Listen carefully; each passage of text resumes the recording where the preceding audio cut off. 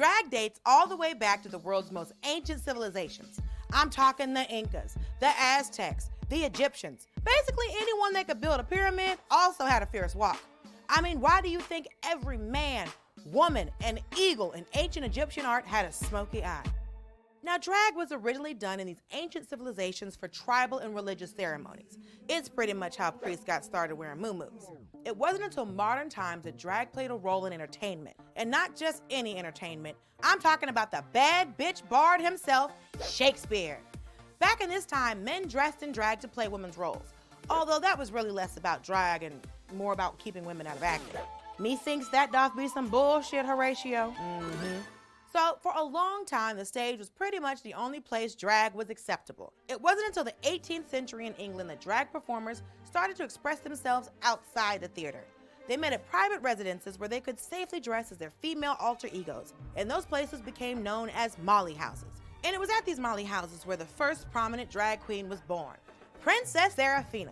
She was the first drag queen to take her drag out of the privacy of the Molly houses and into public events like masquerade balls. And it was a big deal and incredibly brave because it meant volunteering to deal with catcalling.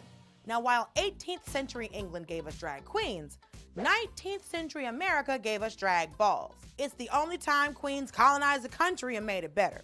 One of the most famous drag performers at that time was a former enslaved African named William Dorsey, the Queen Swan.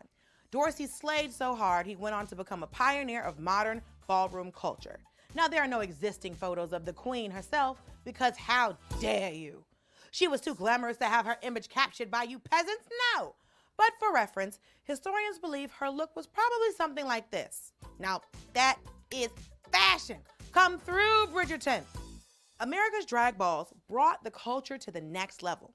In Harlem, they became so popular that men and women would come from all over to present their looks to a panel of judges, pageant style.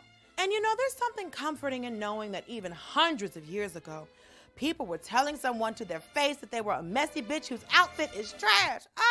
The circle of life. In the early 1900s, one of the top drag performers was William Dalton, or better known by his drag name, Julian Eltich. Damn, look at those outfits. They could play both leads in Casablanca. Just look how good her makeup is. And that was before Wet n Wild. She pulled that off with house paint and beet juice.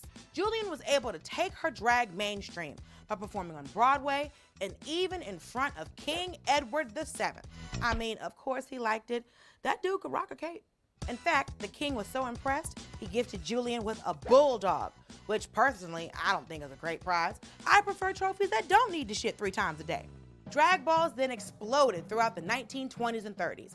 But like with most things, popularity brings out the haters. Mainstream actors started linking them to homosexuality, and soon masquerade laws were passed prohibiting cross-dressing in public.